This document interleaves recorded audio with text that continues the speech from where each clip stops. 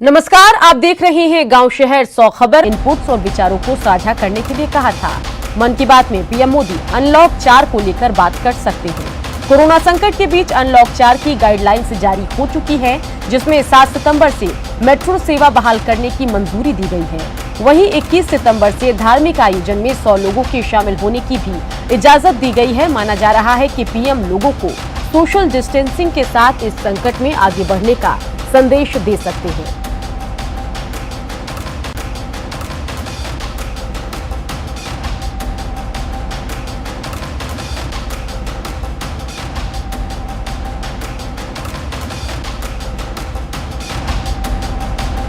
तो बता दें कि प्रधानमंत्री मन की बात आज करेंगे 11 बजे, यानी अभी से कुछ सेकंड बाद पीएम मन की बात कार्यक्रम के जरिए आम लोगों को संबोधित करेंगे। और आपको बताएं कि ये 68वां संस्करण है पीएम मोदी के मन की बात का। देश भर में अनलॉक 4 की गाइडलाइंस जारी हो गई है। केंद्रीय गृह मंत्रालय की ओर से जारी एडवाइजरी में कई रियायतें दी गई है। 7 सितंबर को मेट्रो सेवा बहाल होंगे, इसके लिए शहरी विकास मंत्रालय मानक जारी करेगा। मेट्रो सेवाएं कई चरणबद्ध तरीके, शहरी विकास मंत्रालय की भी हम बात कर रहे हैं, साथ ही श्रेणीबद्ध तरीके से मेट्रो सेवाएं शुरू होंगी। सामाजिक, शैक्षिक, खेल, मनोरंजन को मंजूरी दी गई है। धार्मिक और राजनीतिक कार्यक्रमों को भी मंजूरी दी गई है।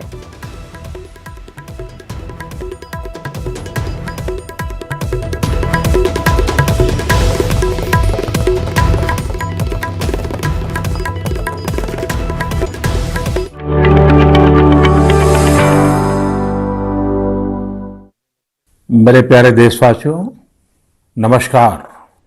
आमतौर पर ये समय उत्सव का होता है। जगह जगह मेले लगते हैं, धार्मिक पूजा पाठ होते हैं। कोरोना के संकट काल में लोगों में उमंग तो है, उत्साह भी है, लेकिन हम सबको मन को छू जाए वैसा अनुशासन भी है। बहुतेक रूप में देखा जाए तो नागरिकों में दायित्व का एहसास भी है। लोग अपना ध्यान रखते हुए, दूसरों का ध्यान रखते हुए अपने रोजमर्रा के काम भी कर रहे हैं।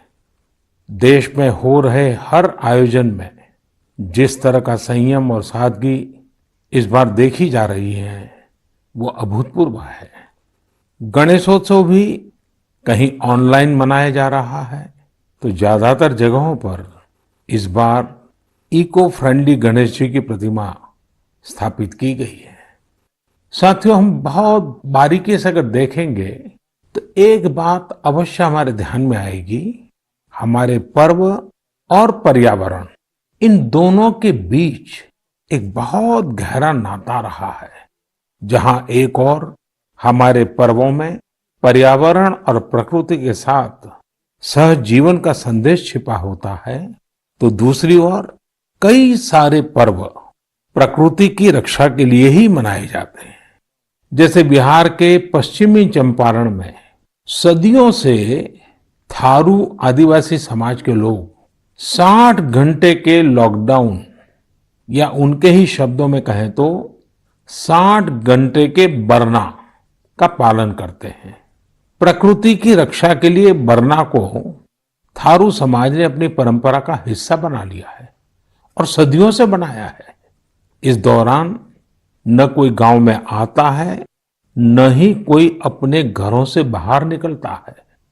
और लोग मानते हैं कि अगर वो बाहर निकले या कोई बाहर से आया, तो उनके आने जाने से लोगों की रोजमर्रा की गतिविधियों से नए पेड़ पौधों को नुकसान हो सकता है। बरना की शुरुआत में भव्य तरीके से हमारे आदिवासी भाई बहन पूजा पाठ करते हैं, और उसकी समाप्ति पर आदिवासी परंपरा के गीत, संगीत, नृत्य जम करके उसके कार्यक्रम भी होते हैं। साथियों, इन दिनों ओणम का पर्व भी धूमधाम से मनाया जा रहा है। ये पर्व चिनगम महीने में आता है। इस दौरान लोग कुछ नया खरीदते हैं, अपने घरों को सजाते हैं, पुक्लम बनाते हैं, ओणम सादिया का आनंद लेते हैं। तरह तरह के खेल और प्रतियोगिताएं भी होती हैं। ओणम की धूम तो आज दूर सुदूर विदेशों तक पहुंची हुई है। अमेरिका हो, यूरोप हो या खाड़ी देश हो, ओणम का उल्लास आपको हर कहीं मिल जाएगा। ओणम एक इंटरनेशनल फेस्टिवल बनता जा रहा है। साथियों, ओणम हमारी कृषि से जुड़ा हुआ पर्व है। ये हमारी ग्रामीण अर्थव्यवस्था के लिए भी एक नई शुरुआत का समय होता है। किसानों की शक्ति से ही तो हमारा जीवन, हमारा समाज चलता है।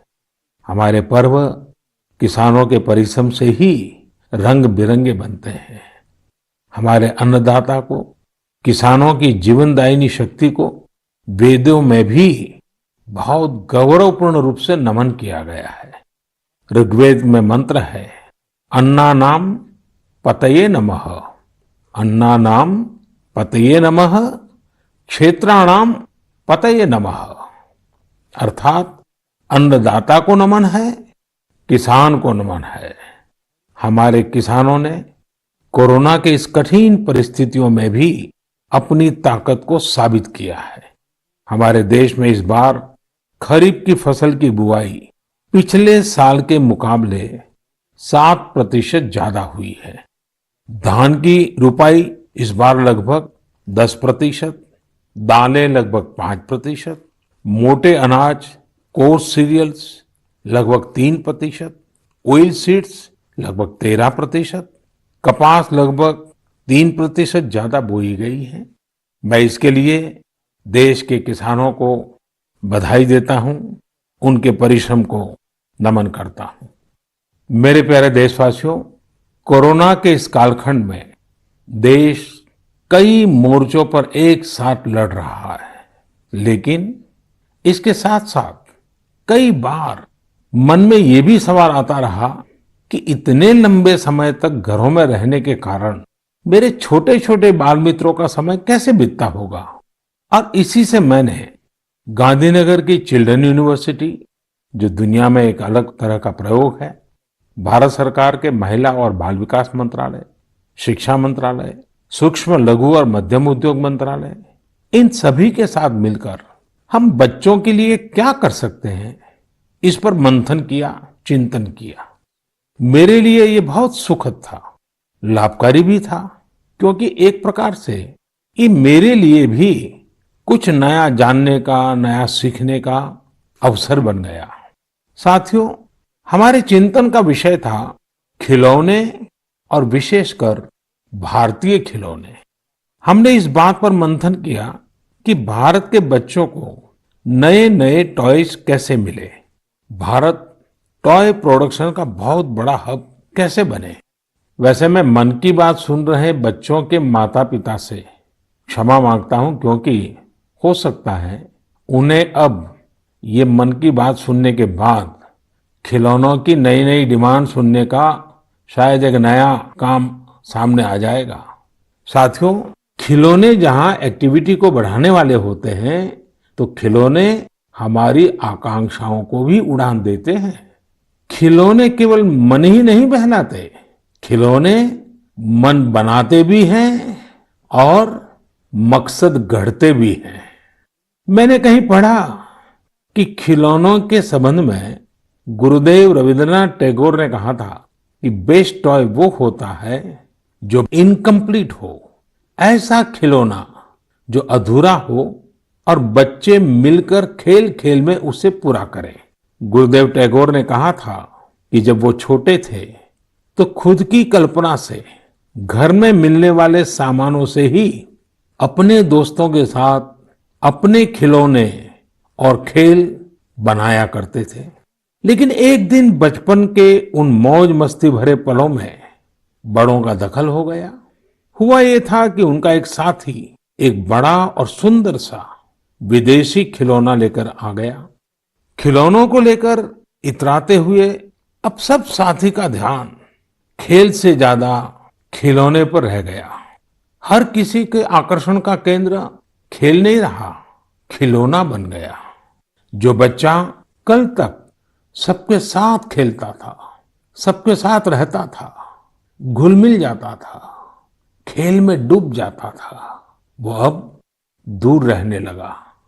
एक तरह से बाकी बच्चों से भेद का भाव उसके मन में बैठ गया। महंगे खिलौने में बनाने के लिए भी कुछ नहीं था, सीखने के लिए भी कुछ नहीं था। यानी कि एक आकर्षक खिलौने ने एक उत्कृष्ट बच्चे को कहीं दबा दिया, छिपा दिया, मुरझा दिया। इस खिलौने ने धन का, संपत्ति का, जरा बड़प्पन का प्रदर्शन कर लिया, लेकिन उस बच्चे की क्रिएटिव स्पिरिट को बढ़ने और संवरने से रोक दिया। खिलौना तो आ गया, पर खेल खत्म हो गया और बच्चे का खिलना भी खो गया। इसलिए गुरुदेव कहते थे कि खिलौने ऐसे होने चाहिए जो बच्चे के बचपन को बाहर लाएं, उसकी क्रिएटिविटी को सामने लाएं।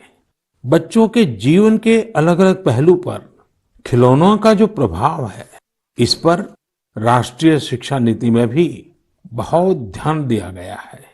खेल खेल में सीखना, खिलौने बनाना सीखना, खिलौने जहां बनते हैं वहां की विजिट करना, इन सबको करिकुलम का हिस्सा बनाया गया है। साथियों, हमारे देश में लोकल खिलौनों की बहुत समृद्ध परंपरा रही है।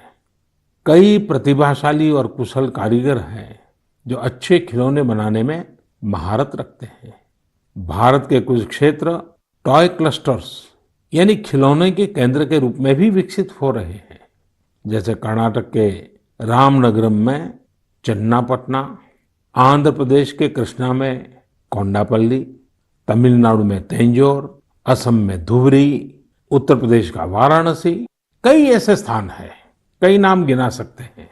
आपको ये जानकर आश्चर्य होगा कि global toy industry 7 lakh crore रुपए से भी अधिक की है।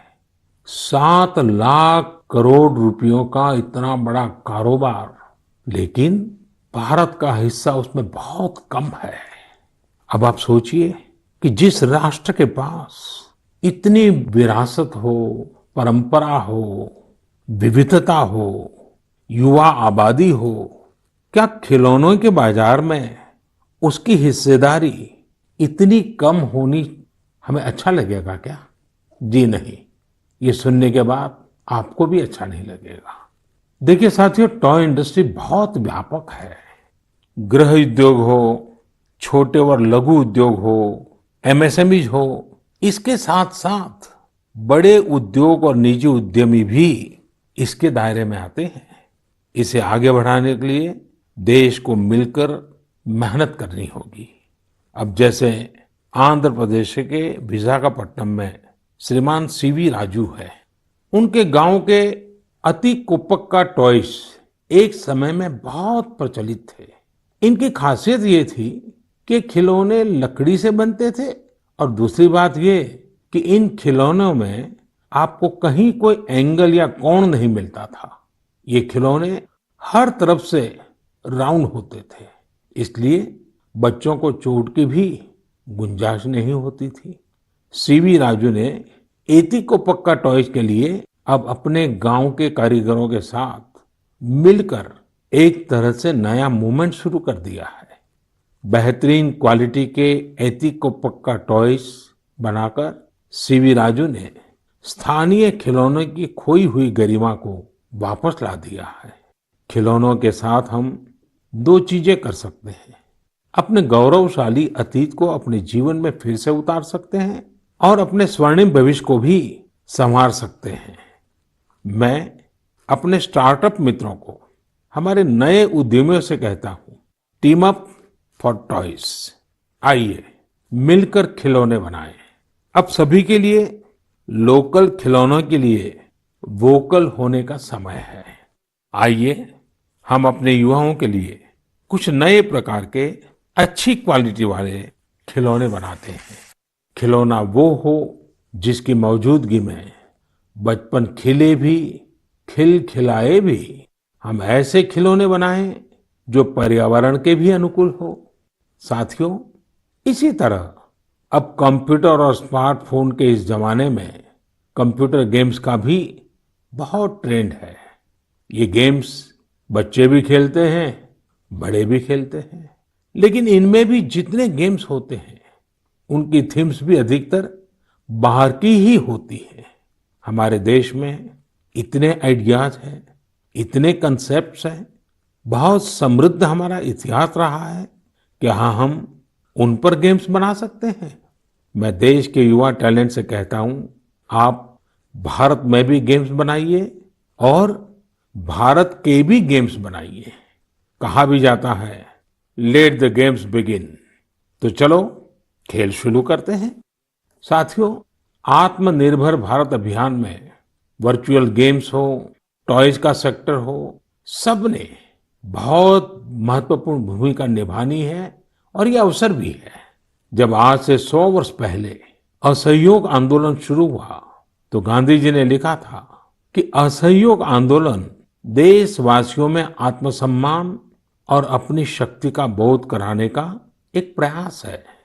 आज जब हम देश को आत्मनिर्भर बनाने का प्रयास कर रहे हैं तो हमें पूरे आत्मविश्वास के साथ आगे बढ़ना है। हर क्षेत्र में देश को आत्मनिर्भर बनाना है।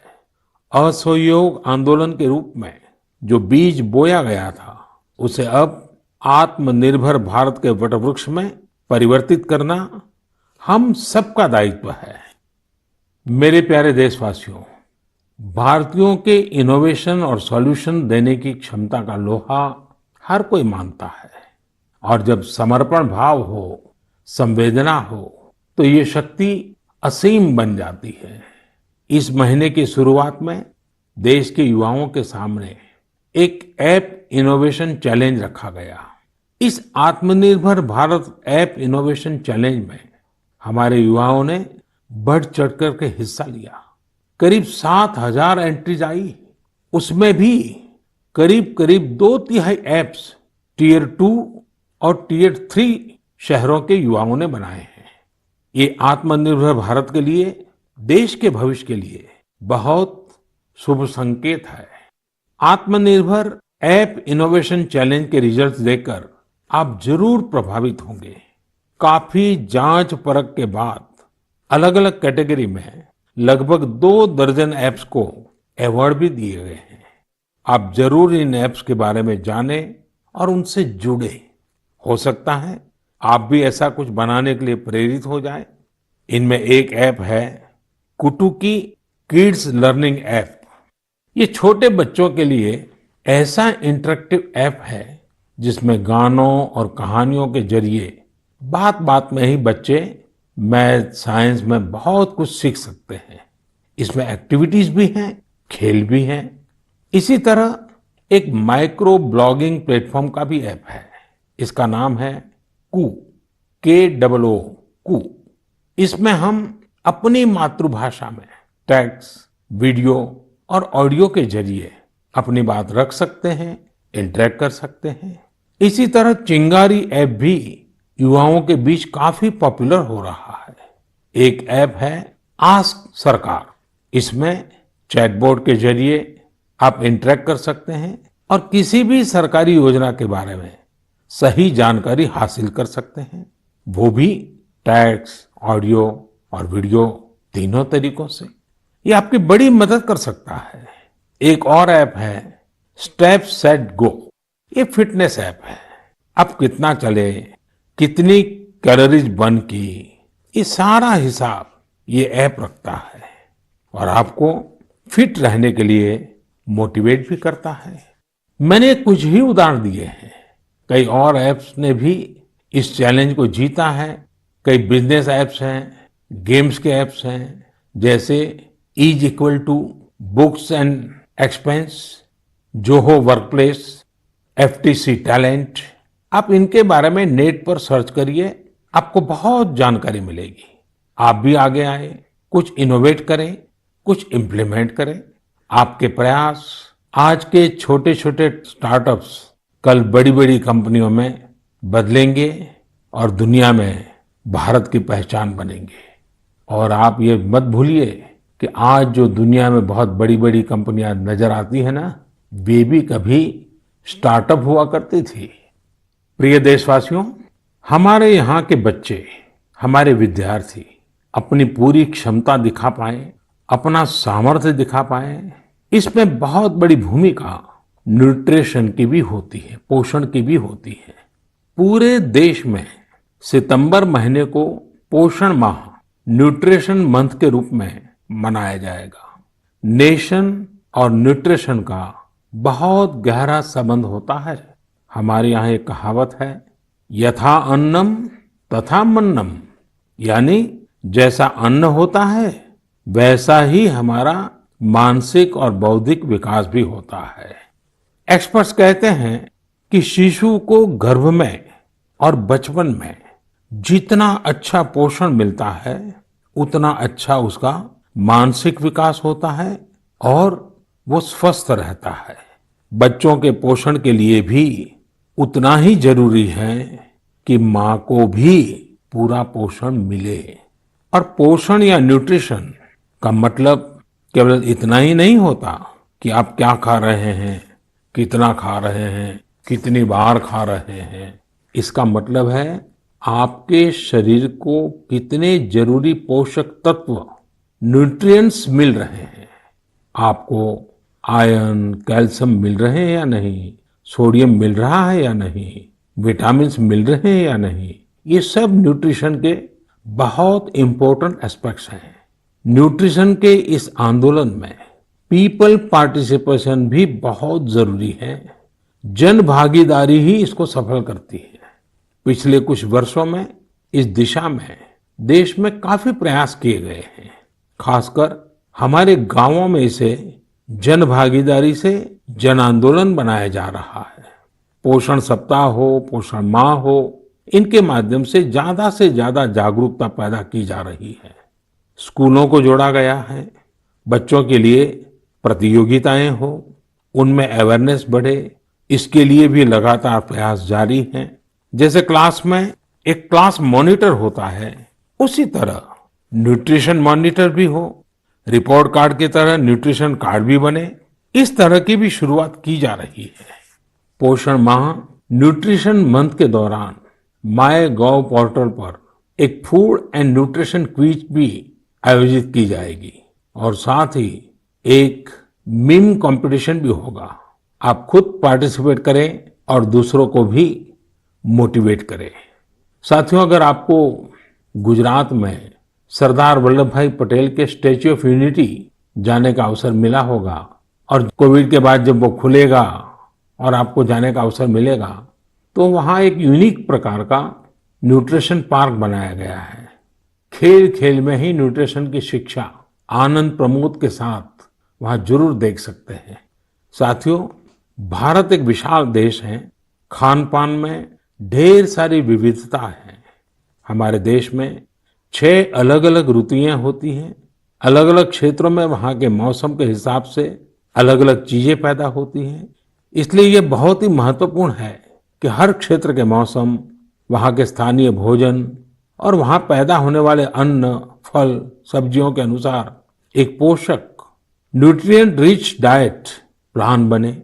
अब जैसे मिलेट्स, मोटे अनाज, रागी है, ज्वार है, ये बहुत उपयोगी पोषक आहार है। एक भारतीय कृषि कोष तैयार किया जा रहा है। इसमें हर एक जिले में क्या क्या फसल होती है, उनकी न्यूट्रिशन वैल्यू कितनी है, इसकी पूरी जानकारी होगी। ये आप सबके लिए बहुत बड़े काम का कोष हो सकता है। आइए, पोषण माह में पौष्टिक खाने और स्वस्थ रहने के लिए हम सभी को प्रेरित करें। प्रिय देशवासियों, बीते दिनों जब हम अपना स्वतंत्रता दिवस मना रहे थे, तब एक दिलचस्प खबर पर मेरा ध्यान गया। ये खबर है हमारे सुरक्षा बलों के 2 जाबाज किरदारों की। एक है सोफी और दूसरी विदा। सोफी और विदा इंडियन आर्मी के श्वान है, डॉग्स है, और उन्हें chief of army staff commendation card से सम्मानित किया गया है। सोफी और विदा को ये सम्मान इसलिए मिला क्योंकि इन्होंने अपने देश की रक्षा करते हुए अपना कर्तव्य बखूबी निभाया है।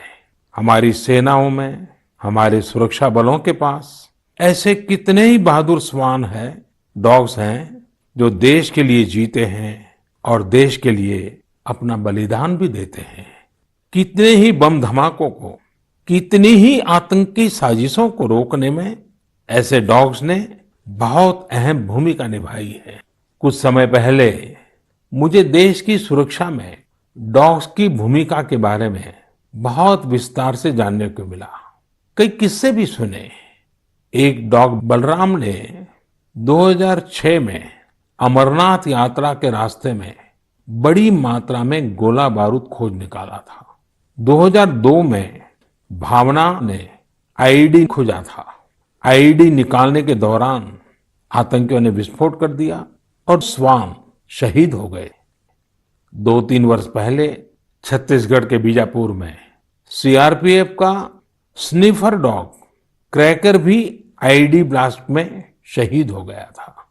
कुछ दिन पहले ही आपने शायद टीवी पर एक बड़ा भावुक करने वाला दृश्य देखा होगा, जिसमें बीड़ पुलिस अपने साथी डॉग रॉकी को पूरे सम्मान के साथ आखिरी विदाई दे रही थी। रॉकी ने 300 से ज्यादा केसों को सुलझाने में पुलिस की मदद की थी। डॉग की डिजास्टर मैनेजमेंट और रेस्क्यू मिशंस में भी बहुत बड़ी भूमिका होती है। भारत में तो national disaster response force NDRF ने ऐसे दर्जनों डॉग्स को स्पेशली ट्रेन किया है।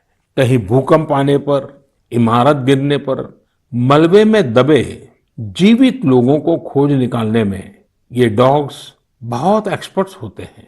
साथियों, मुझे यह भी बताया गया कि इंडियन ब्रीड के डॉग्स भी बहुत अच्छे होते हैं, बहुत सक्षम होते हैं। इंडियन ब्रीड्स में मुधोल हाउंड है, हिमाचली हाउंड है, ये बहुत ही अच्छी नस्लें हैं।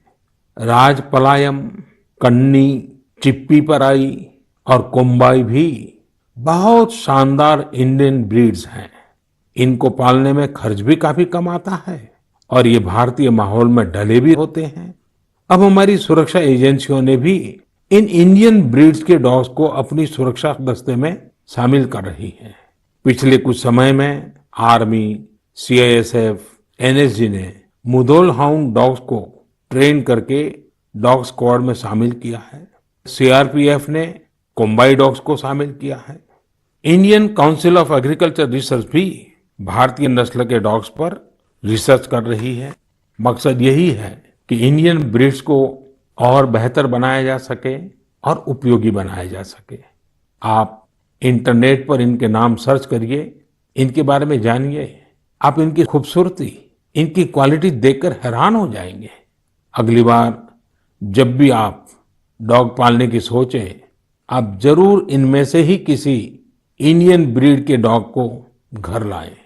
आत्मनिर्भर भारत जब जन मन का मंत्र बन ही रहा है, तो कोई भी क्षेत्र इससे पीछे कैसे छूट सकता है। मेरे प्रिय देशवासियों, कुछ दिनों बाद 5 सितंबर को हम शिक्षक दिवस मनाएंगे। हम सब जब अपने जीवन की सफलताओं को, अपनी जीवन यात्रा को देखते हैं, तो हमें अपने किसी न किसी शिक्षक की याद अवश्य आती है।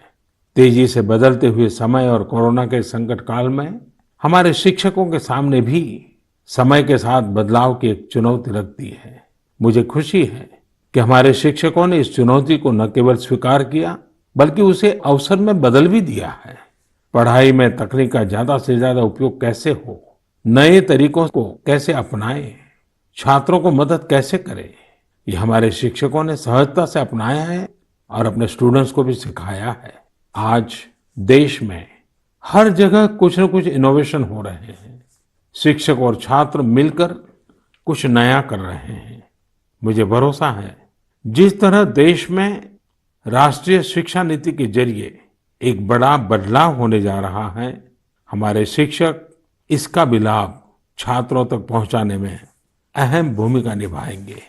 साथियों, और विशेषकर मेरे शिक्षक साथियों, वर्ष 2022 में हमारा देश स्वतंत्रता के 75 वर्ष का पर्व मनाएगा। स्वतंत्रता के पहले अनेक वर्षों तक हमारे देश में आजादी का जंग, उसका एक लंबा इतिहास रहा है। इस दौरान देश का कोई कोना ऐसा नहीं था जहां आजादी के मतवालों ने अपने प्राण न्योछावर न किए हों, अपना सर्वस्व त्याग न दिया हो। ये बहुत आवश्यक है कि हमारी आज की पीढ़ी, हमारे विद्यार्थी आजादी की जंग, हमारे देश के नायकों से परिचित रहे, उसे उतना ही महसूस करें। अपने जिले से, अपने क्षेत्र में आजादी के आंदोलन के समय क्या हुआ, कैसे हुआ, कौन शहीद हुआ, कौन कितने समय तक देश के लिए जेल में रहा, ये बातें हमारे विद्यार्थी जानेंगे तो उनके व्यक्तित्व में भी इसका प्रभाव दिखेगा। इसके लिए बहुत से काम किए जा सकते हैं, जिसमें हमारे शिक्षकों का बड़ा दायित्व है। जैसे आप जिस जिले में हैं, वहां शताब्दियों तक जो आजादी का जंग चला, उन आजादी के जंग में वहां कोई घटनाएं घटी है क्या, इसे लेकर विद्यार्थियों से रिसर्च करवाई जा सकती है। उसे स्कूल के हस्तलिखित अंक के रूप में तैयार किया जा सकता है। आपके शहर में स्वतंत्रता आंदोलन से जुड़ा कोई स्थान हो तो छात्र छात्राओं को वहां ले जा सकते हैं। किसी स्कूल के विद्यार्थी ठान सकते हैं कि वो आजादी के 75 वर्ष में अपने क्षेत्र के आजादी के 75 नायकों पर कविताएं लिखेंगे, नाट्य कथाएं लिखेंगे। आपके प्रयास देश के हजारों लाखों अनसंग हीरोज को सामने लाएंगे, जो देश के लिए जिए, जो देश के लिए खप गए, जिनके नाम समय के साथ विस्मृत हो गए। ऐसे महान व्यक्तित्वों को अगर हम सामने लाएंगे, आजादी के 75 वर्ष में उन्हें याद करेंगे, तो उनको सच्ची श्रद्धांजलि होगी। और जब 5 सितंबर को शिक्षक दिवस मना रहे हैं, तब मैं मेरे शिक्षक साथियों से जरूर आग्रह करूंगा कि वे इसके लिए एक माहौल बनाएं, सबको जोड़ें और सब मिलकर के जुट जाएं। मेरे प्रिय देशवासियों, देश आज जिस विकास यात्रा पर चल रहा है, इसकी सफलता सुखद तभी होगी जब हर एक देशवासी इसमें शामिल हो, इस यात्रा का यात्री हो, इस पथ का पथिक हो। इसलिए ये जरूरी है कि हर एक देशवासी स्वस्थ रहे, सुखी रहे और हम मिल करके कोरोना को पूरी तरह से हराएं। कोरोना तभी हारेगा जब आप सुरक्षित रहेंगे, जब आप 2 गज की दूरी, मास्क जरूरी, इस संकल्प का पूरी तरह से पालन करेंगे। आप सब स्वस्थ रहिए, सुखी रहिए। इन्हीं शुभकामनाओं के साथ अगली मन की बात में फिर मिलेंगे। बहुत बहुत धन्यवाद। नमस्कार।